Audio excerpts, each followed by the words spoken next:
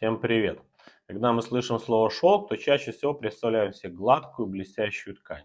Но на самом деле шелк бывает очень разным. Легким и прозрачным, матовым и шероховатым, плотным или нежным, как облако. Посмотрите, все эти образцы сделаны из шелка. Но если сравнить их внешне и на ощупь, то это как будто совсем разные материалы. Почему так? Секрет в том, как и из какого шелка получают эти ткани. Сегодня, по вашим многочисленным просьбам, я расскажу о диковинном мире натурального шелка и его разновидностях, таких как Малбери, Чесуча, Бурет, Шапе, Тусса и других. Поехали!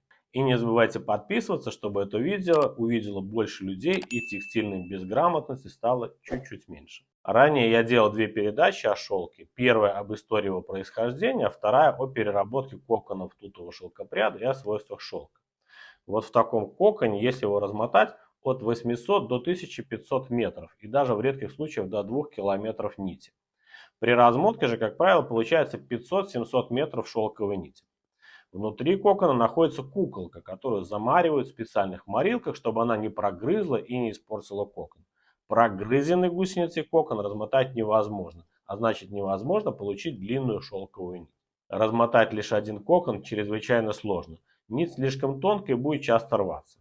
Поэтому в теплой воде сначала размягчают, а потом разматывают одновременно несколько коконов, от 2 до 30. Такая нить после размотки называется шелк-сырец. Разделить его на отдельные нити уже невозможно, так как они склеены между собой белком серицина. Далее шелк-сырец красят и скручивают несколько сложений для увеличения прочности. После этого из крученного шелка можно получать разнообразные ткани. Так вот, тот самый шелк, который мы так хорошо знаем, получают при разматывании коконов тутового шелкопряда Bombyx mori. Гусениц тутового шелкопряда разводят на специальных фермах и кормят в специальных искусственных условиях только листьями тутового дерева. Это самый распространенный и наиболее качественный вид шелка, из которого делают гладкие и блестящие ткани, такие как атлас, шифон, газ и органзу. Он обладает мягкостью, блеском, высокой прочностью, гигроскопичен и имеет однородную структуру. А нить имеет белый цвет и жемчужный блеск. Такой шелк еще называют шелком Малбери, так как по-английски Малбери это шелковица или тутовое дерево. Малбери шелк используют для создания высококачественной одежды, постельного белья и предметов интерьера, которые ценятся за свою роскошь, комфорт и долговечность. Как правило, это самый дорогой вид шелка, и когда мы говорим о шелке, чаще всего мы говорим именно о Малбери. Бабочка Бомбикс Мори полностью одомашнена тысячи лет назад и давно разучилась летать. Но есть у нее и многочисленные родственники, так называемые дикие шелкопряды. К ним относятся бабочки Антерея мелита и Антерея ямамай, китайская и японская дубовые павлиноглазки или дубовые шелкопряды.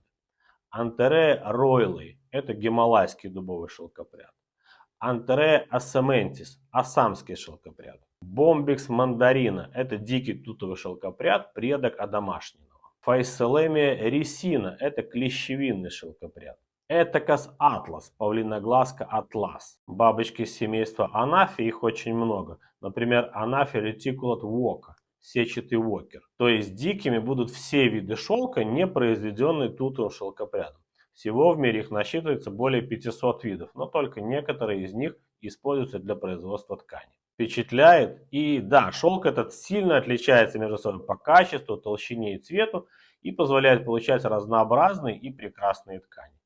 Рассмотрим наиболее известные виды дикого шелка, но прежде разберемся, что же значит дикий. В интернете о нем говорят, что он собирается в дикой природе и производится дикими шелкопрядами, которые питаются чем хотят и живут как хотят, без контроля, как настоящие анархисты. А с позаранку бравые индийские парни идут в лес, снуют по деревьям и собирают дикие коконы. Конечно же, это невозможно. На самом деле дело обстоит так. Предположим, в каком-то регионе Индии или Китая хорошо себя чувствует и размножается какой-то из перечисленных видов бабочек, а местная сельская община эксплуатирует эту колонию бабочек. Отличие от разведения тутового шелкопряда, как правило, заключается лишь в том, что гусеницы из грен, то есть яиц, появляются не в специально созданных человеком инкубаторах, то есть условиях внутри фермы, а на деревьях в природе. У общины есть большой участок с деревьями определенного сорта, где выводятся и питаются эти дикие гусеницы. Они крайне прожорливы и съедают тонны листьев перед тем, как окуклиться. Так они накапливают нужные им для формирования шелковой нити аминокислот. После того, как они съедят все листья на одном дереве, фермеры бережно пересаживают их на следующее. Кроме того, фермеры защищают своих гусениц от вредителей и особенно от птиц. Гусеницы эти очень крупные и яркие, и поэтому являются отменным лакомством для птичек, которых меткие фермеры отгоняют стрельбой из рогаток. Таким образом, вопреки названию, дикие шелкопряды также полностью зависят от человека.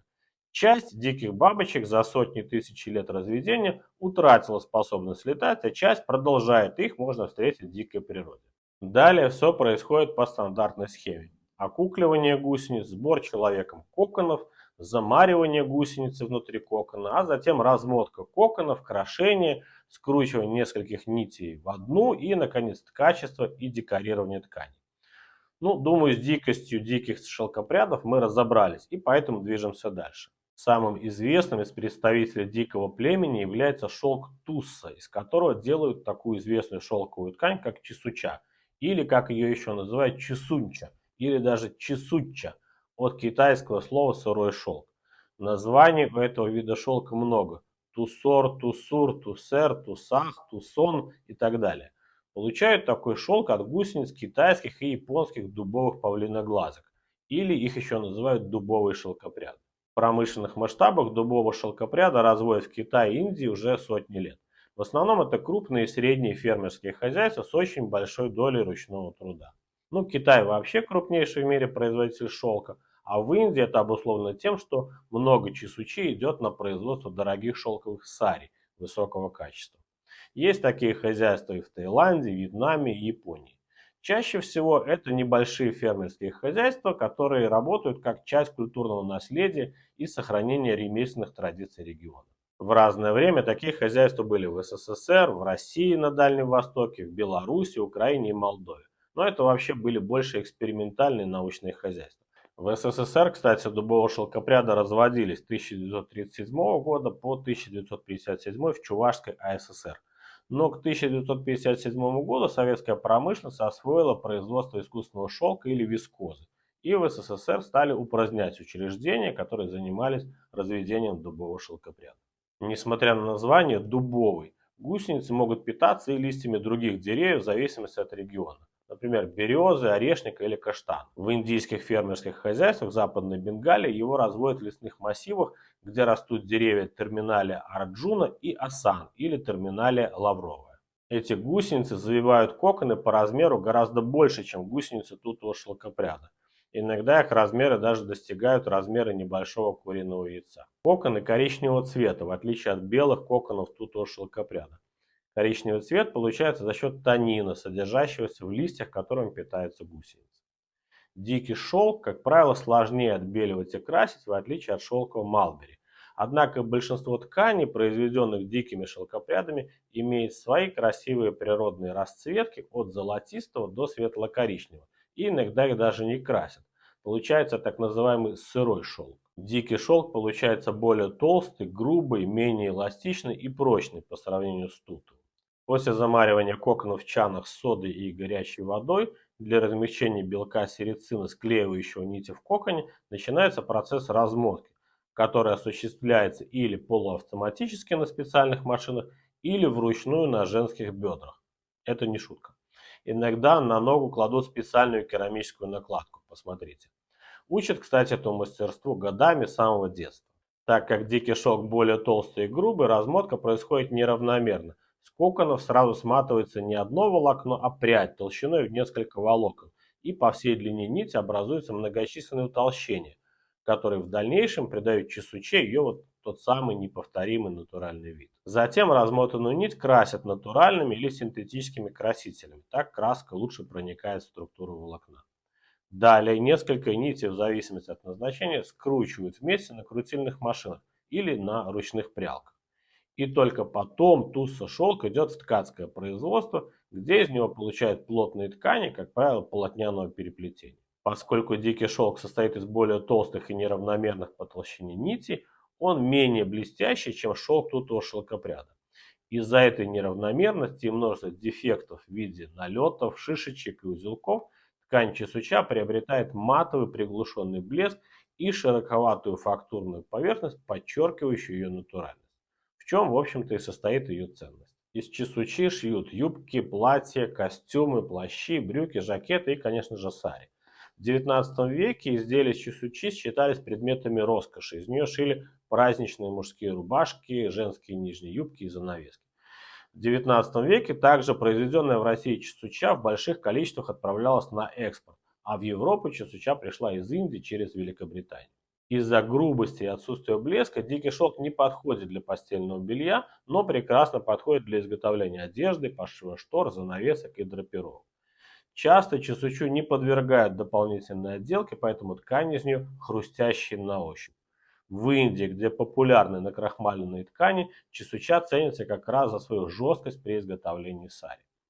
Раньше на Западе дикий шелк считался низкокачественным, но в Индии все было наоборот. Дикий шелк жестче и выглядит более грубо, но он такой же легкий и воздушный, как Малбери, а его естественный вид придает ему необычную красоту. Дикого шелка ежегодно производится гораздо меньше, чем тутового, поэтому его сложнее найти в продаже. Как ни парадоксально, несмотря на большое количество ручного труда, он дешевле, чем шелк Малбери. Наверное, из-за отсутствия того самого шелкового блеска, за который люди привыкли платить больше на протяжении тысячелетий. Существует также альтернативная, более гуманная технология получения шелка туссар, когда гусеницы дают возможность прогрызть кокон и превратиться в бабочку, но об этом чуть позже. Шелк эри получают из диких коконов касторового или клещевинного шелкопряда, по названию дерева, которым питается бабочка. Я, кстати, видел этих огромных и красивых бабочек в большом количестве, летающих прямо в центре Куала-Лумпура. Кокон этого шелкопряда надрезают, позволяя мотыльку покинуть его, и после чего только приступают к обработке. Поэтому шелк получил название ахимса, что на языке хинди означает «отказ от насилия», а ткань из него называют тканью мира или мирным шелком. Такая переработка в Индии основана на принципе ахимсы, ненасилия, из индийской философии и джайнизма. Такой шелк подходит веганам, сторонникам этичного потребления и тем, кто выбирает материалы с минимальным ущербом для живых существ. Из шелка эри получают шелковую пряжу в чистом виде или при смешивании с другими волокнами. Пряжа из него получается более грубая и темная, менее прочная, чем тусса и малбери, но при этом довольно тонкая. Тем не менее, это также весьма прочная и эластичная шелковая пряжа. Ткани из нее получаются матовые, с ярко выраженной текстурой. Традиционно эри шелка используется в Индии для производства верхней одежды, а буддийские монахи в Индии, Бутане, Непале, Китае и Японии предпочитают именно этот шелк из-за его ненасильственного происхождения. Используется он и для интерьерного текстиля, но не для предметов роскоши. Есть еще муга-шелк или ассамский шелк, который характеризуется своей богатой и естественной золотистой окраской, блеском, высокой прочностью и долговечностью. Его часто называют золотым шелком. Он производится исключительно в Индии, в штате Ассам, и является самым лучшим и дорогим диким шелком, который используется для пошива дорогих сари и праздничной одежды. Исторически они предназначались только для раджей и королевской семьи. Шелк цинти или айлантового шелкопряда и еще одного вида павлиноглазых. Бабочка разводится в полуодомашнем состоянии в Юго-Восточной Азии. Гусеницы айлантового шелкопряда питаются листьями сирени, яблони и того самого айланта, который дал бабочке название. Кокон цинти дает около 600 метров шелковой нити серого цвета с золотистым оттенком. Разматывают коконы исключительно вручную. В XIX веке айлантового шелкопряда завезли в Америку, где очень хотели получить свой, а не импортный шелк. Сначала американские фермеры пытались разводить тутового шелкопряда, но он не прижился там из-за отсутствия кормовой базы, а конкретно тутовых деревьев. Тогда они попробовали с айлантовым. Они подумали, что раз кокон больше, то и шелка будет больше, но немножко промахнулись. Насадили айлантовых деревьев, накормили гусениц, а потом выяснилось, что, во-первых, шелка в коконе меньше, чем в тутовом, а во-вторых, что нить менее прочная и постоянно рвется при размотке. В общем, прядищица из этой гусеницы оказалась так себе. Но и бабочки, и деревья так и остались с тех пор жить в Америке. Сегодня айлантового шелкопряда разводят в Индии, Китае и Индонезии. Однако широкого промышленного значения это разведение не имеет. Есть и много других видов дикого шелка. Например, павлиноглазка атлас. Она дает коричневый, крепкий и шерстистый шелк, который называется фагаровым шелком. На Тайване пустые огромные коконы павлиноглазки атлас используют как кошелек. Или японский шелк дубового шелкопряда Ямамай, у которого крупный до 5 см в длину кокон, желтый или зеленой окраски. Он хорошо разматывается, а шелковая нить, полученная из него, мягкая, толстая и блестящая. По прочности она равна нити тутового шелкопряда, а по эластичности даже превосходит ее. Из шелка Ямамая традиционно изготавливалась знаменитая шелковая чесуча императора. Шелк анафе, получаемый от бабочек многочисленного рода анафе, обитающих в Центральной и Южной Африке. Шелк у них мягкий, эластичный и прочный, с умеренным блеском, и поэтому часто используется для одежды, но также и для производства бархата и плюша. Ну и так далее. Все это время мы говорили о шелке, который получают при размотке коконов. То есть это такая длинная шелковая нить, более или менее равномерная по сечениям, внешне в принципе похожа на химическую нить. Однако есть и другая технология, по которой шелка получает не нить, а пряжу. Напомню, что пряжу получают из относительно коротких волокон. Свойства и внешний вид ткани из шелковой нити и шелковой пряжи кардинально отличаются. Шелк очень дорогое волокно, намного дороже других натуральных волокон. А при размотке коконов образуется много отходов, которые, конечно же, не выкидывают, а перерабатывают. Во-первых, это битые, спутанные и двойные коконы, которые невозможно размотать. Во-вторых, это верхние слои нити с кокона, которые прежде снимают, чтобы найти кончик нити. И в-третьих, это остатки неразмотавшихся коконов, так называемые адонки. Все эти отходы сортируют и отправляют в прядельное производство или в производство нетканых материалов. Шелковую пряжу, полученную из таких отходов, называют буретным шелком. Иногда буретом или флоссом называют все отходы при размотке коконов. За рубежом тонкую пряжу из более длинных волокон отходов называют шелк шапе или флорет, а толстую пряжу из более коротких отходов называют бурет. Вариантов технологии получения такой пряжи довольно много. В прядином производстве отходы промывают, а донки разрезают, чтобы извлечь личинку. Эти личинки за счет высокого содержания белка используют в кулинарии или как корм рыб и животных. Затем на щипальных машинах коконы и волокна разрыхляют для получения волокнистой массы. Далее на специальных резальных машинах волокна разрезают на определенную длину. Затем, в зависимости от качества отходов и длины, они могут перерабатываться по гребенной или по аппаратной системе прядения шерсти. Хорошие отходы – это не размотавшиеся коконы и длинное шелковое волокно. Типа вот такого. Они нарезаются на длину 100-150 мм и перерабатываются в пряжу по гребенной системе прядения. Проходят все этапы прядиного производства, включая гребнечесание.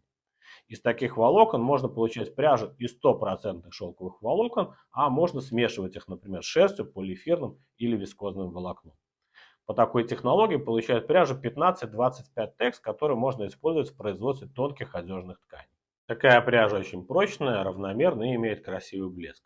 Ткани из нее также обладают высокой прочностью и долговечностью, а благодаря своей фактуре, гладкости, шелковистости и блеску они имеют роскошный внешний вид. Они хорошо впитывают влагу и пропускают воздух, поэтому одежда из них ощущается прохладной и комфортной на коже, особенно в жаркую погоду или во влажных условиях.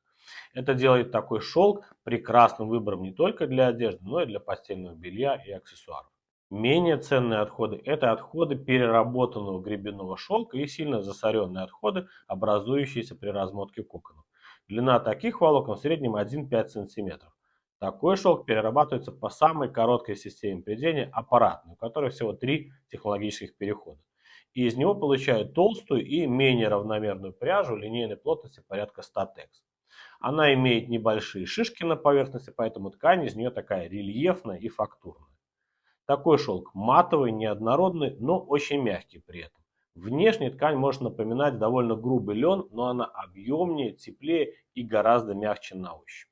Ее используют в производстве мебельных тканей, портьер, пушистых полотенец, так как они хорошо впитывают влагу и быстро сохнут.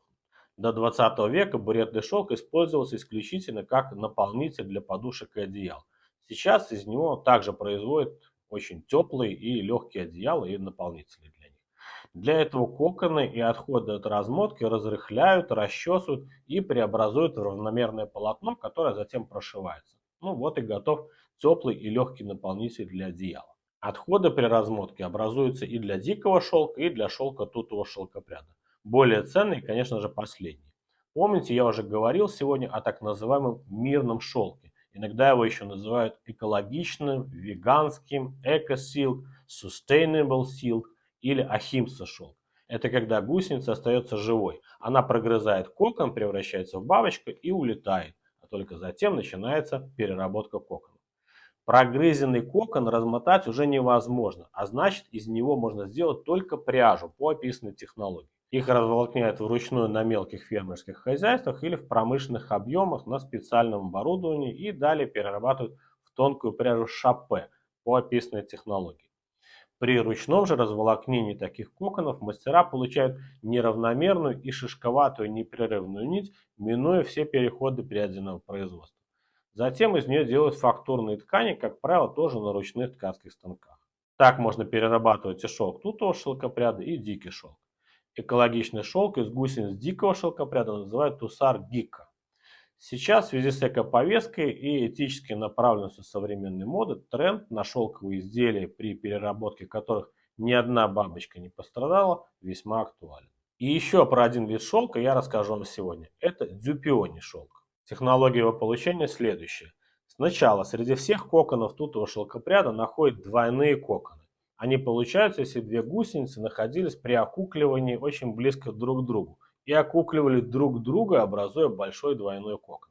Таких коконов обычно немного, 3-5 на 100 обычно. Иногда фермеры умышленно помещают гусениц рядом, чтобы получить двойные коконы. Размотать такой кокон, конечно, невозможно, так как нить сильно перепутана. Поэтому при размотке работник вытягивает из этого кокона двойные неравномерные нити разной длины, которые затем скручиваются вместе на прялке или на крутильной машине. Отдельные отрезки нити соединяются узлами, как при кручении дикого шелка. В результате получается шелковая нить неравномерной толщины с узелками и шишками на поверхности. Ну, похоже на дикий шелк, но немного тоньше, так как все-таки она получается из тутового шелкопряда. Затем нити окрашивают в один цвет или в разный, чтобы получить красивые переливающиеся эффекты на ткани, как у тафты. Далее получают ткань, чаще всего полотняным переплетением. Причем нити основы используют из обычного шелка Малбери, а вот уток как раз таки дюпиони шелк. В результате получается ткань с поперечным неравномерным рубчиком, образуем как раз вот этим дюпиони шелком. Так называемый слаб-эффект в виде нерегулярных утолщений только в одной системе нити. Существует также Greish Dupion Silk, который ткут из неокрашенной пряжи, а также есть ткани с квадратными узорами и различными вышивками. По похожей технологии получают шелковую ткань Silk Shantung, получившую свое название по одноименной китайской провинции, где ее вырабатывают. Отличие ее в том, что в качестве утка используется дикий шелк или шелк тусса. Ткань шантунг также получается с неравномерным поперечным рубчиком, но менее плотной и более эластичной, чем дюпиони. Дюпиони шелк – один из знаменитых традиционных китайских шелков с долгой историей. Они первыми изобрели эту технику еще несколько тысяч лет до нашей эры. Однако из-за своей редкости такие ткани довольно нечасто встречаются в исторических записях и раскопанных артефактах. Изначально дюпиони был эксклюзивным шелком для императоров из-за сложного производства и высокой цены. Позже постепенно он использовался и богатыми семьями, аристократами для изготовления великолепной придворной одежды. Только во времена династии Цин южноазиатские купцы открыли его уникальность и началось его массовое производство. В настоящее время производство дюпиони силк процветает в провинции Цзянсу в Китае и в индийском Варанаси. Ткачи из близлежащих деревень, в основном из общины Ансари, производят ткань уже несколько поколений, в основном для свадебных сари. В Японии кокон, содержащий более одного шелкопряда, называется тамамаю. Ткань дюпиони – это высококачественная, дорогая, прочная ткань с мерцающим блеском, красочными эффектами и богатой текстурой средней плотности. Она хорошо драпируется и подходит для повседневной, нарядной одежды, легких рубашек и платьев. Также подходит для ковров, мебельной обивки и штор с подкладом. Костюмы из шелка дюпиони выглядят немного грубовато и кажутся дешевыми, как будто костюм изношен до катышков. Однако костюмы из него стоили очень дорого и стали символом статуса джентльмена второй половины 20 века. В это время в журнале Dressing for Men шелк дюпиони был назван последним словом летнего шика. Это дало начало моде среди джентльменов в Европе и Америке. К середине же 80-х годов эта тенденция пошла на спад. На этом фото вы видите Аль Пачино в роли Майкла Корлеоне в костюме из дюпиони шелка. В настоящее время многие ведущие модные бренды, такие как Скабаль, Лора Пьяна и другие, включают шелк дюпиони в свои коллекции. Подытожим. Обычный тутовый или малбери шелк получают при размотке длинных нитей тутового шелкопряда. Чесуча, тусар, тусе, эри и муга – это неравномерная шелковая нить, получаемая при размотке дикого шелка.